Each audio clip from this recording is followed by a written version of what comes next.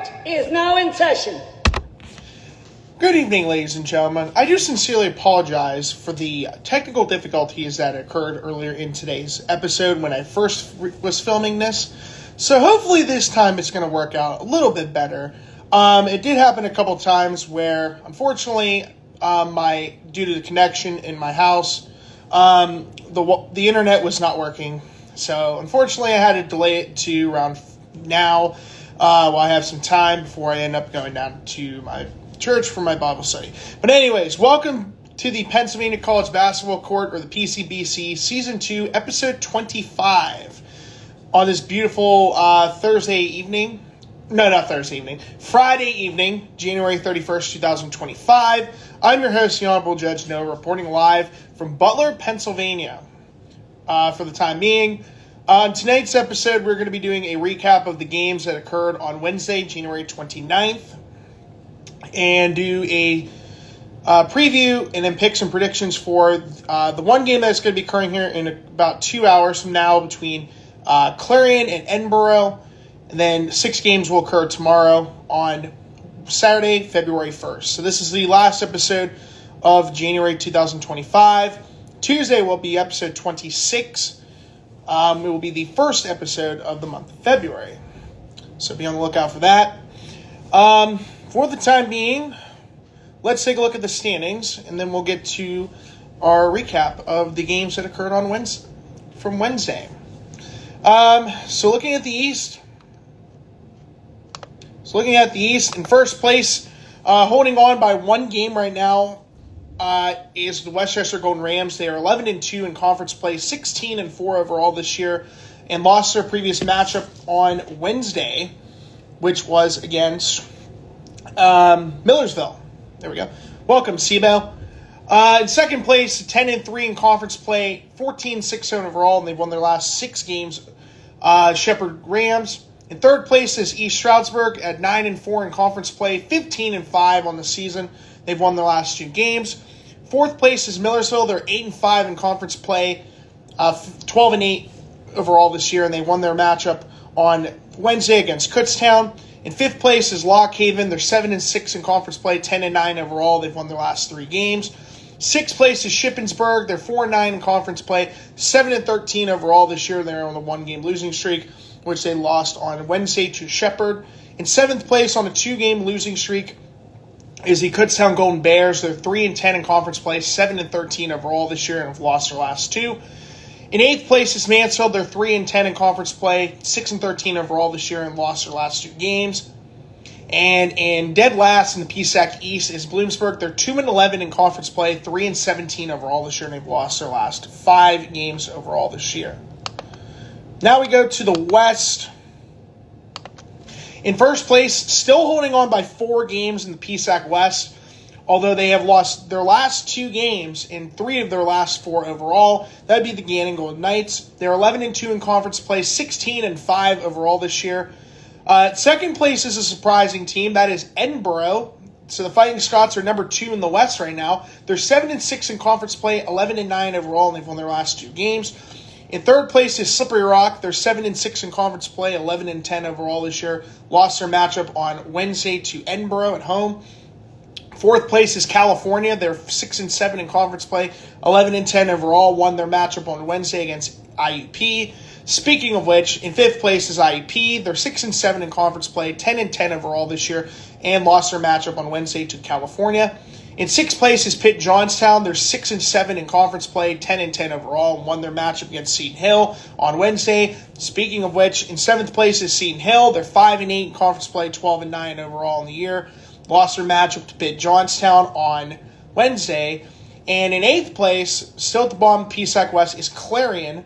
They're 5-8 in conference play, 10-9 overall in the season, and won their matchup, surprisingly, against Gannon. So very surprising, to say the least. Now, in terms of the playoff picture right now, I know we're in about the final month of the regular season. So Westchester and Shepherd hold the top 2 seeds in the East. Westchester is the 1 seed, Shepherd the 2 seed. East Stroudsburg would host Shippensburg. East Stroudsburg is the 3 seed, Shippensburg is the 6 seed. And then the number 4 seed Millersville would host number 5 Lock Haven at the Basilio Gymnasium. The opening round matchups will be on March 3rd, followed by the quarterfinals on Wednesday, March 5th. Semifinal will be March 8th, Saturday, March 8th. And the championship game will be Sunday, March 9th. This year, it is on the East, the PSAC East. Whoever has the top seed of the remaining teams will host the semifinals and the PSAC Conference Championship game. Last year was in Gannon at the Haggerty Family Event Center. Won't have to worry about that anymore if Gannon would ever have to host it again. So right now, Westchester, if they would get a first round bye and then win their quarterfinal matchup, they would host the PSAC semifinals and the PSAC championship game. In the West, Gannon and Edinboro, the top two teams, so the two northernmost teams of the PSAC West, hold those two spots for the first round byes. Slippery Rock, who is the 3 seed, they would take on number 6 seed. They would host Pitt Johnstown at the Morrow Fieldhouse. And California, as the 4 seed, would host IUP at the Convocation Center. So a matchup that actually just occurred on Wednesday, believe it or not, at the Convocation Center. So let's look at a recap of these 8 games that occurred. Also, I will mention that there is no scouting report for this episode because IEP does not play till Wednesday, so that will be occurring for Tuesday's episode. So be on the lookout for that. Now let's get to the recap of these games. I can slowly get my way through there. All right, here we go. So we're going to start off with East Stroudsburg at Kutztown. So this game was played at the Keystone Arena. In the first half, East Stroudsburg outscored Kutztown 42-31. In the second half, East Stroudsburg outscored Kutztown 46-38. The final score 88-69 in favor of East Stroudsburg. East Stroudsburg improves to 15-5, and they are also 9-4 in conference play. Kutztown drops to 7-13 on the season, and they are now 3-10 in conference play this season. Let me just pull up my standings real fast so I don't have to worry about that. Come on. Okay, there we go. All right. Top scorer for East Stroudsburg was Nasir Griffin. In 24 minutes off the bench, he was 8 of 12 from the floor, 0 of 3 from three-point range, 3 of 4 from the free throw line, 7 rebounds, 4 assists, 1 block, and 1 steal for 19 points. Ethan Miller Irons, in 23 minutes, he was 6 of 8 from the floor, 5 of 7 from three-point range, and 1 of 2 from the free throw line, recording 1 assist and 2 steals for 18 points. And Carson Howard, in 21 minutes, he was 4 of 7 from the floor, 1 of 2 from three-point range, 2 of 5 from the free throw line, 2 rebounds, and a total of 11 points. In the first half, East Stroudsburg shot 43.8% from the floor, 40% from three-point range, 72.7% from the free throw line. In the second half, they shot 50% from the floor, 25% from three-point range, 56.3% from the free throw line. Overall, the Warriors of East Stroudsburg shot 31 of 66 from the floor, or 47%, 9 of 27 from three-point range at 33.3%, 17 of 27 from the free throw line at 63%. All right, for Kutztown, their top scorer also came off the bench. It was Ymir Satterfield. In 13 minutes, he was 4 of 6 from the floor, 3 of 4 from three-point range, 4 of 5 from the free throw line, 1 rebound, 1 block, and 1 steal for 15 points. Juju Pagan, in 29 minutes, 2 players with 11 points. Juju Pagan, in 29 minutes, he was 2 of 5 from the floor and 7 of 7 from the free throw line, 4 rebounds, 4 assists, 1 steal for 11 points. Jordan Nakoa Abisolo, in 23 minutes, he was 5 of 9 from the floor and 1 of 1 from three-point range, 4 rebounds, and a total of 11 points. In the first half, Kutztown shot 42.3% from the floor, 25% from three-point range, 63.6% from the free throw line. In the second half, they shot 37.9% from the floor, 36.4% from three-point range, 75% from the free throw line. Overall, the Golden Bears of Kutztown shot 22 of 55, or 40% from the floor, 6 of 19 from three-point range at 31.6%, and 19 of 27 from the free throw line at 70.4%, with 1 technical foul being assessed to Amir Cunningham. Game number 2 of 8. We are going with Millersville and Westchester.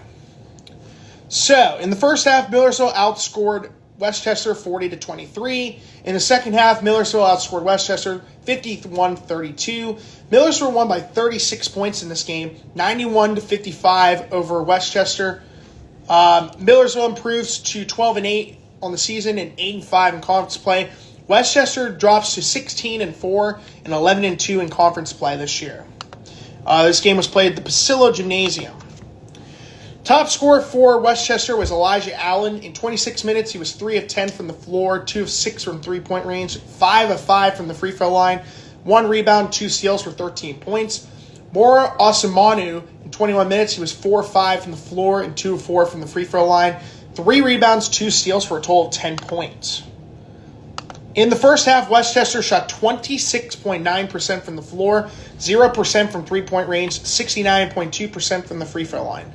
In the second half, they shot a little bit better, of 30.8% from the floor, 20% from three-point range, 77.8% from the free throw line. Overall, the Golden Rams of Westchester shot 15 of 52 from the floor, or 28.8%, 2 of 14 from three-point range at 14.3%, and 23 of 31 from the free throw line at 74.2%.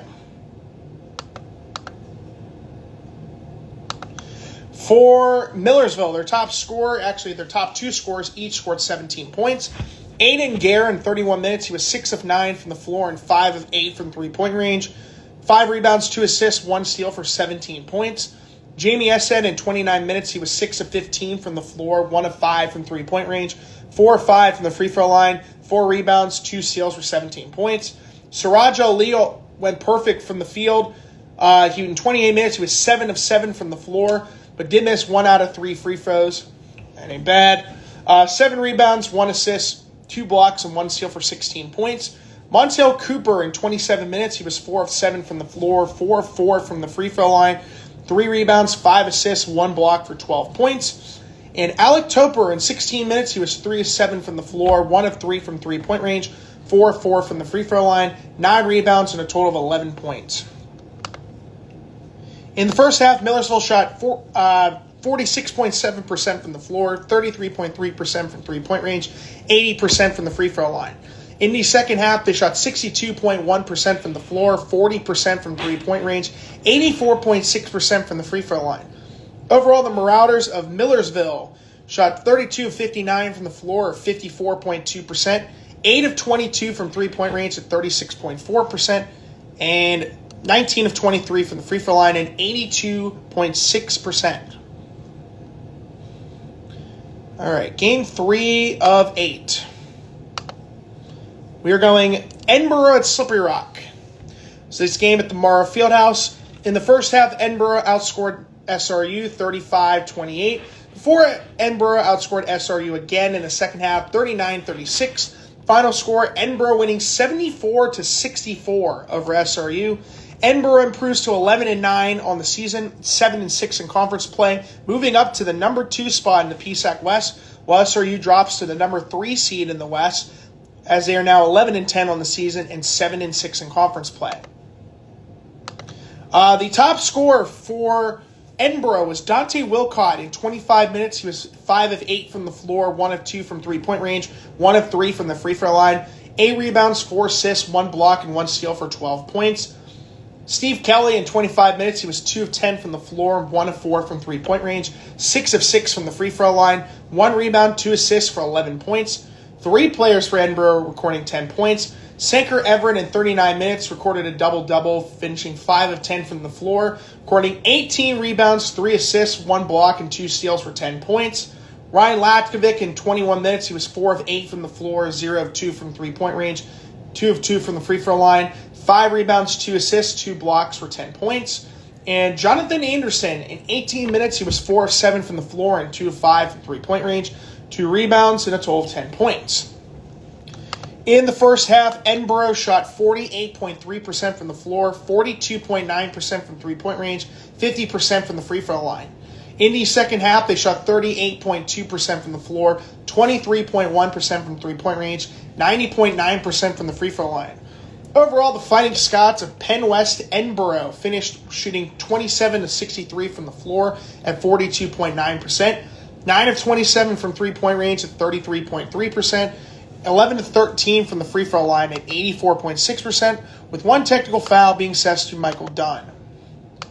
For Slippery Rock, their top scorer was Day Waters. In 37 minutes, he was 10 of 22 from the floor, 0 of 3 from three-point range, and 4 of 4 from the free throw line. 4 rebounds, 1 block for 24 points. Ike Herster in 35 minutes, he was 4 of 11 from the floor, 1 of 4 from three-point range, 7 of 7 from the free throw line, 5 rebounds, 1 steal for 16 points. And Luke Howells in 33 minutes, 4 of 14 from the floor, 2 of 4 from the free throw line, 4 rebounds, 5 assists, and 1 steal for 10 points. In the first half, Slippery Rock shot 37.5% from the floor, 25% from three-point range, 100% from the free throw line. In the second half, they shot 41.4% from the floor, 0% from three-point range, 80% from the free throw line.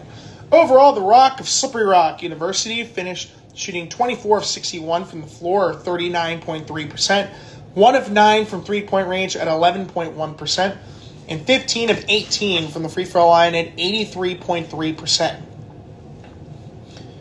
Game number 4. If it loads.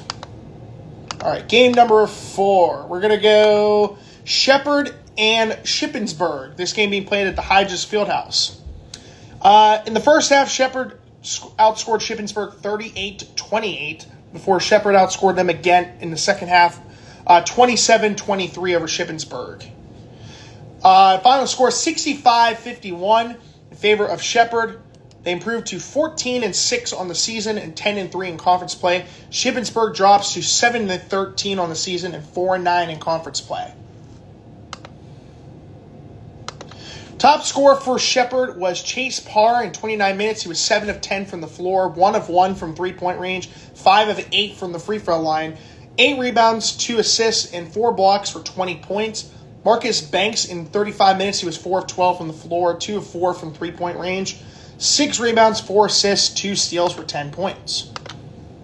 A little too far. In the first half, Shepherd shot 51.7% from the floor, 42.9% from three-point range, 50% from the free throw line. In the second half, they shot 29.4% from the floor, 18.2% from three-point range, 62.5% from the free throw line.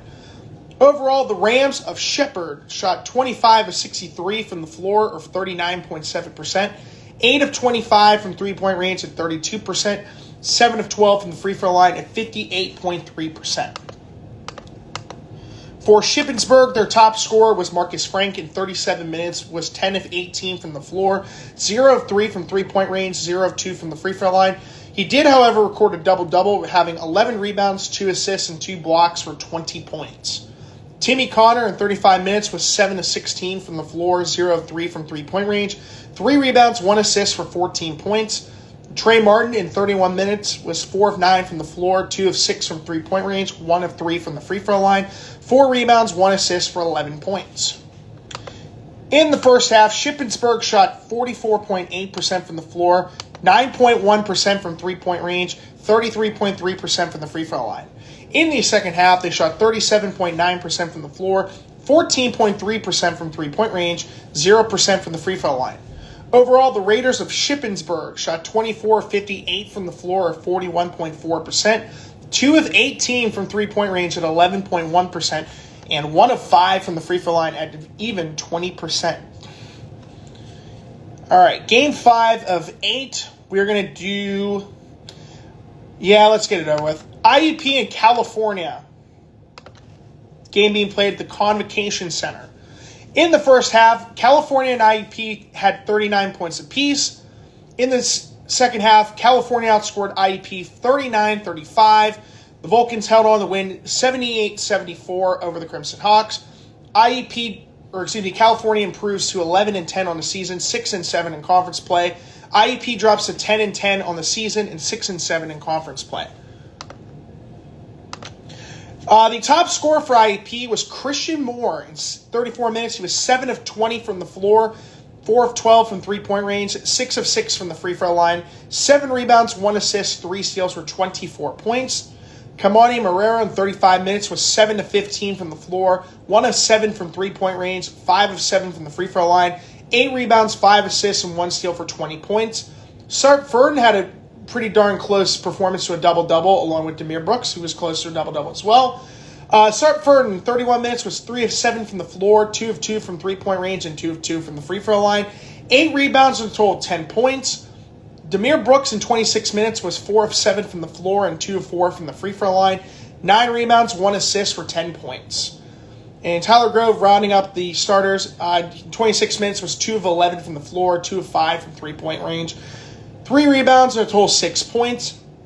Bench players, Ian Herring in 23 minutes was 1 of 4 from the floor, 5 rebounds and 1 steal for 2 points. Alfonso Pickens Jr. in 11 minutes was 1 of 1 from the floor, 2 assists for 2 points. And Luke Triggs in 14 minutes was 0 of 2 from the floor, 1 rebound, 1 assist, and had 1 block for 0 points. All right, in the first half, IEP shot 45.5% from the floor, 50% from three-point range, 75% from the free throw line. In the second half, they shot 29.4% from the floor, 21.4% from three-point range, 80% from the free throw line. Overall, the Crimson Ox of IEP shot 25 out of 67 from the floor for 37.3%, 9 of 26 from three-point range, 34.6%, and 15 of 19 from the free throw line at 78.9%. For California, their top scorer was Cam Polak. In 38 minutes was 7 of 15 from the floor, 2 of 8 from three-point range, 9 of 10 from the free throw line, 8 rebounds, 2 blocks, or 25 points. Jordan Buchanan, in 27 minutes, he was 7 of 8 from the floor, 4 of 5 from three-point range, 4 rebounds, 2 assists, 1 block for 18 points. 2 players recording 12 points. Keandre DeShields in 27 minutes off the bench, he was 3 of 8 from the floor, 1 of 3 from three-point range, 5 of 6 from the free throw line, 7 rebounds, 2 assists, 1 block, and 2 steals for 12 points. And Donald Whitehead Jr., proving that IEP's defense was too good for Donald Whitehead Jr., played all 40 minutes and was 4 of 17 from the floor, 1 of 5 from three-point range, and 3 of 5 from the free throw line. He had 2 rebounds, 5 assists, and 1 steal for 12 points. In the first half, California shot 46.7% from the floor, 33.3% from three-point range, 77.8% from the free throw line. In the second half, they shot 37.5% from the floor, 33.3% from three-point range, 83.3% from the free throw line. Overall, the Vulcans of Penn West, California finished 26 of 62 from the floor, or 41.9%, 9 of 27 three-point range at 33.3%, and 17 of 21 from the free throw line at 81%. So very close performance. IEP came really close to winning this game, but unfortunately there were just a couple instances where they just could not get any shots going in, and unfortunately they fell just a little bit short on this one. 3 games left. So we're going to start with, we got Bloomsburg. Oh, wait, no, we didn't get that game yet. Kutztown, Millersville, Shippensburg. Okay, yeah, we have 3 games left. Good. All right, let's talk about Pitt, Johnstown, and Seton Hill, because I want to save the best for last. All right, so this game was played at the UPJ Sports Center. All right, here we go. In the first half, Seton Hill outscored Pitt Johnstown 47-44 before Pitt Johnstown outscored Seton Hill 38-35, requiring overtime. In the first overtime, they each scored 5 points. In the second overtime, Pitt Johnstown outscored Seton Hill 13-10 to win 100-97 over Seton Hill in double overtime. Pitt Johnstown improves to 10-10 on the season, 6-7 in conference play. Seton Hill drops to 12-9 on the season and 5-8 in conference play. The top scorer for Seton Hill was Adair Ortiz. In 37 minutes was 8 of 15 from the floor, 3 of 7 from three-point range, 6 rebounds, 1 assist, 2 blocks, and 3 steals for 19 points. Kendrick Curtis in 34 minutes was 7 of 13 from the floor, 2 of 2 from three-point range, 2 of 4 from the free throw line, 6 rebounds, 5 assists for 18 points. Gage Lattimore off the bench in 19 minutes was 6 of 10 from the floor, 4 of 6 from three-point range, 1 of 2 from the free throw line, 1 rebound, and a total of 17 points. Gabe Gillespie in 35 minutes was 5 of 7 from the floor, 5 of 7 from the free throw line, 7 rebounds, 4 assists, 2 blocks, and 2 steals for 15 points. Ryan Mice actually was pretty darn close to a double-double. He had 7 rebounds and 9 points, but he was 3 of 14 from the floor and 3 of 13 from three-point range. Yikes. He did play 44 out of 50 minutes, so he played in 88% of this game. So for Seton Hill, in the first half, they shot 60% from the floor, 64.3% from three-point range, 100% from the free throw line. In the second half, they shot 41.4% from the floor, 41.2% from three-point range, 57.1% from the free throw line. In overtime, they shot 2 of 7 or 28.6% from the floor, 0 of 3 or 0% from three-point range, 1 of 2 or 50% from the free throw line. Second overtime, 4 of 7 from the floor, 57.1%. 1 of 4 from three-point range, 25%. 1 of 2 or 50% from the free throw line. Overall, the Griffins of Seton Hill finished overall 36 of 73 from the floor, or 49.3%. 17 of 38 from three-point range, 44.7%. And 8 of 13 from the free throw line at 61.5%. For Pitt Johnstown, their top scorer was Ryan Smith, who played 45 out of a possible 50 minutes and finished 13 of 24 from the floor, 3 of 5 from three-point range, 6 of 7 from the free throw line, 8 rebounds, 4 assists, 2 steals for 35 points. Sean Dillon was close to a double-double. He had 14 assists with 7 points. Baden Forup in 37 minutes recorded a double-double. He was 10 of 13 from the floor, had 11 rebounds, 1 block, and 1 steal for 20 points. Jay Rose in 36 minutes, 6 of 11 from the floor, 3 of 5 from three-point range, 5 rebounds, 1 assist, 3 steals for 15 points. In the first half, Pitt Johnstown shot 65.5% from the floor, 42.9% from three-point range, 75% from the free throw line. In the second half, they shot 47.1% from the floor, 16.7% from three-point range, 71.4% from the free throw line. In the first overtime, they shot 2 of 9 or 22.2% from the floor, 0 of 3 or 0% from three-point range, 1 of 2 or 50% from the free throw line. In the second overtime, they shot 4 of 5 or 80% from the floor, 2 of 2 or 100% from three-point range, 3 of 4 or 75% from the free throw line. Overall, the Mountain Cats of Pitt Johnstown finished 41 of 77 from the floor, 53.2%, 6 of 18 from three-point range at 33.3%, and 12 of 17 from the free throw line at 70.6%. But that was not the only game that went into overtime. Well, at least double overtime for that matter. Because the next game went to triple overtime. I believe this is the first game this year that has gone to triple overtime in the PSAC this year. So, let's talk about it. That would be Lock Haven at Bloomsburg, being played at the E.H. Nelson Fieldhouse. In the first half, Lock Haven outscored Bloomsburg 47-35, before Bloomsburg outscored Lock Haven 37-25. In eating overtime. In the first overtime, they each scored 9 points. In the second overtime, they each scored 8 points. In the third overtime, Lock Haven outscored Bloomsburg 14-7 for the final score of 103-96 for Lock Haven beating Bloomsburg.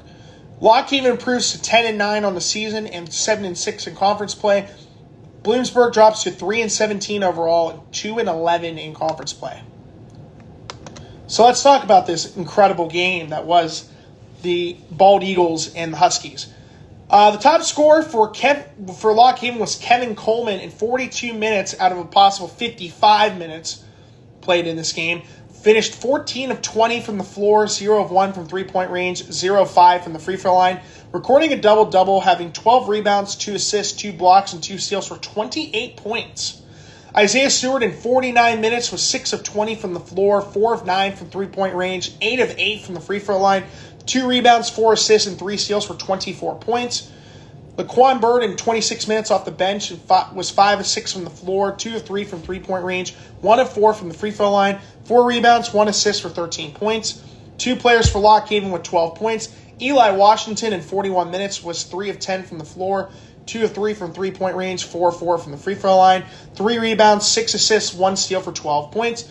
And off the bench, Dylan Scott in 37 minutes was 3 of 6 from the floor, 1 of 2 from three-point range, 5 of 6 from the free throw line, 6 rebounds, 4 assists for 12 points.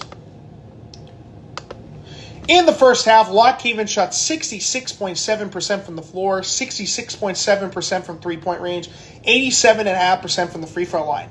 In the second half, they shot 42.3% from the floor, 16.7% from three-point range, 28.6% from the free throw line. In the first overtime, they were 1 of 3 or 33.3% from the floor, 0 of 1 or 0% from three-point range, 7 of 8 or 87.5% from the free throw line. In the second overtime, they were 3 of 11 or 27.3% from the floor, 0% out of 0 or 0% from three-point range, 2 of 2 or 100% from the free throw line.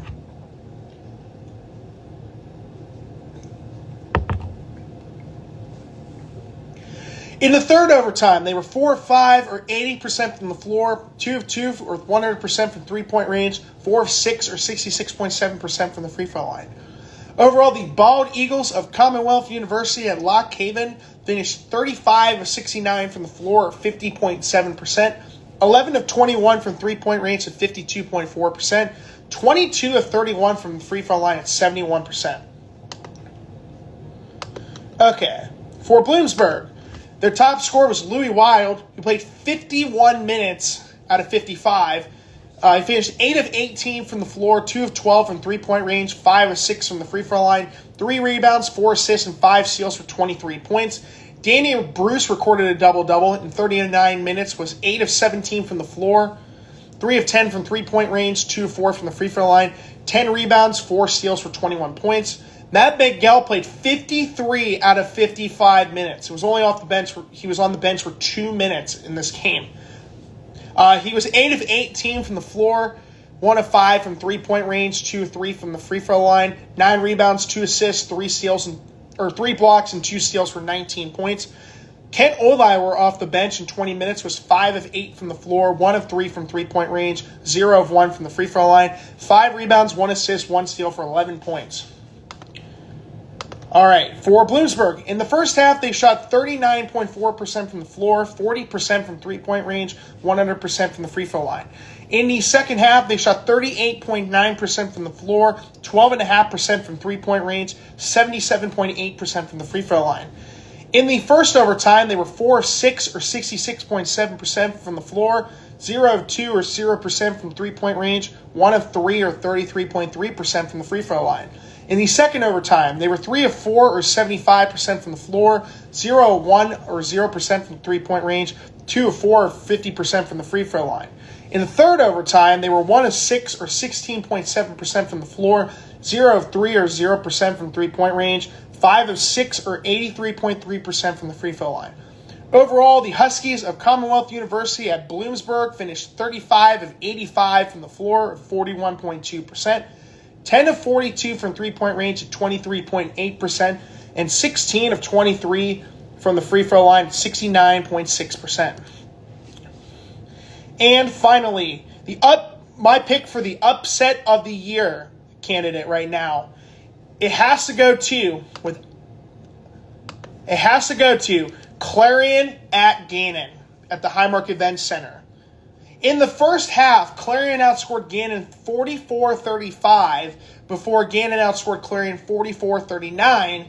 Clarion winning 83-79 over the Golden Knights. So the Golden Eagles beat the Golden Knights. Pretty cool. Clarion improves to 10-9 on the season, 5-8 in conference play, and Gannon drops to 16-5 and 11-2 in conference play. Like I said, they've lost their last 2 games overall and have lost 3 of their last 4, which included Damon almost 2 weeks ago.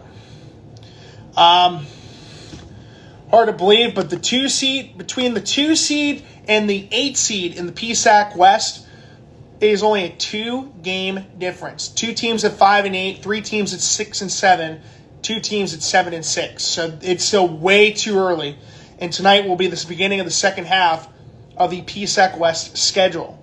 So by March 1st, which is the final day of the regular season, we may have to see potentially 3 or 4 teams potentially fight for playoff spots. Because remember, only the top 6 make it in each conference. So we shall see. But this definitely helps Clarion's case.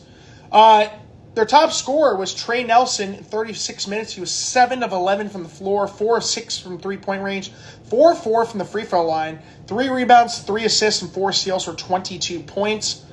Gavin Cote in 34 minutes was 6 of 14 from the floor, 2 of 10 from three-point range, 3 rebounds, 2 assists, and 14 points. Jeremy Thomas II in 21 minutes was 5 of 14 from the floor, 3 of 8 from the free throw line, 7 rebounds, 2 assists, 1 block, and 2 steals for 13 points. Kendon Peebles off the bench in 16 minutes was 4 of 7 from the floor, 2 of 4 from three-point range, 1 of 2 from the free throw line, 3 rebounds, 1 assist, and 1 steal for 11 points. And Josiah Dow in 35 minutes was 3 of 6 from the floor, 3 of 4 from three-point range, 1 of 3 from the free throw line, 6 rebounds, 2 assists, 2 blocks for 10 points.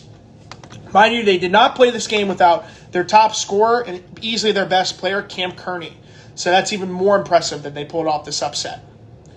In the first half, Clarion shot 56.3% from the floor, 38.5% from three-point range, 50% from the free throw line. In the second half, they shot 42.3% from the floor, 58.3% from three-point range, 66.7% from the free throw line. Overall, the Golden Eagles of Penn West Clarion finished 29 of 58, or 50% from the floor, 12 of 25 from three-point range at 48%, and 13 of 21 from the free throw line at 61.9%. For Gannon, their top scorer was Ernest Shelton. In 32 minutes was 9 of 17 from the floor, 5 of 12 from three-point range, 6 of 6 from the free throw line, 7 rebounds, 1 steal for 29 points. Tasman Goodrick recorded a double-double in 24 minutes. He was 5 of 13 from the floor and 2 of 3 from the free throw line, 11 rebounds, 2 assists, and 1 steal for 12 points. Pace Proser in 28 minutes was 5 of 14 from the floor and 1 of 7 from three-point range, 6 rebounds, 2 assists, and 1 steal for 11 points. So right now it really comes down to who is going to win PSAC West Rookie of the Year or Freshman of the Year. I think right now it's Kaimani Marrero. If they pick Pace Proser, it's because Gannon was the best team in the conference, or in the PSAC West right now for that matter. But I think who I think deserves it is Kaimani Marrero. He has been playing really well. Again, he had a 20-point performance compared to Pace Proser, who only had 11 against Clarion. Anyways, in the first half, Gannon shot 37.8% from the floor, 35.3% from three-point range, 50% from the free throw line. In the second half, they shot 35.9% from the floor, 21.4% from three-point range, 86.7% from the free throw line. Overall, the Golden Knights of Gannon finished 28 of 76 from the floor at 36.8%, 9 of 31 from three-point range at 29%, and 14 of 17 from the free throw line at 82.4%. So, not my best performance in terms of picking games. I went 4 out of 8 on Wednesday. We'll go down the list. Eastbrook and Kutztown got that game correct. Clarion and Gannon got that game incorrect. Shocker. Westchester and Millersville got that game incorrect. Pitt Johnstown over Seton Hill and Pitt Johnstown got that game correct. Edinboro at SRU got that game incorrect. IEP in California got that game incorrect. Lock Haven and Bloomsburg got that game correct, barely. And Shepherd and Shippensburg also got that game correct. So 4-4 on the season, or 4-4 on Wednesday. Right now, 227 games down. We have less than 70 more to go. And one of them is occurring here in just about 90 minutes or so from now. I've gotten 148 out of 227 games correct. That's 65.2%. So let's look at the preview of the games that are occurring. So tonight we got Clarion at Edinboro. So could Clarion pull off a second upset? Potentially. Clarion is 10-9. Edinboro is 11-9. That game being played at in Edinboro. Can't think of the name. I know. Macomb Fieldhouse. Yes, there we go. All right, so this game being played at the Macomb Fieldhouse here in just about 90 minutes or so. So let's look at the games for tomorrow. 1 o'clock game in Bloomsburg at the H.E. Nelson Fieldhouse. East Shippensburg, who is 7-13, taking on 3-17 Bloomsburg. At 3 o'clock, the final 5 games are at 3 p.m. Eastern Time. Big game coming up. I would pin this as the game of the weekend. 15-5 East Stroudsburg travels to Shepherd, who is 14-6. SRU traveling to the McKenna Center to take on Seton Hill. SRU is 11-10. Seton Hill is 12-9. Kutztown and Mansfield. Kutztown is 7-13. Mansfield 6-13. Westchester at Lockhaven. Westchester 16-4. Lockhaven is 10-9. And then Gannon, who's still ranked 21st in the CFC rankings, is 16-5. They're definitely going to be out of the top 25 with that loss. They are going down to the Convocation Center to take on the California Vulcans. So again, there's no scouting reports, so we're going to get in with my picks and predictions for these matchups. So again, the scouting report for IUP will be on Tuesday because IUP does not play tomorrow. So with that being said, let's get my 7 games for this weekend in, and let's see who I pick. Clarion and Edinboro. This could be a really interesting game. Again, Clarion just pulled off the upset of the year, in my opinion, against Gannon. But I think Edinboro is going to hold on and win. Who would have thought these two teams this year would be so good? If you would have had this be a matchup from like 2 years ago, this is what I would call it, a pickup game or a toss-up game. You could honestly just pick one or the other.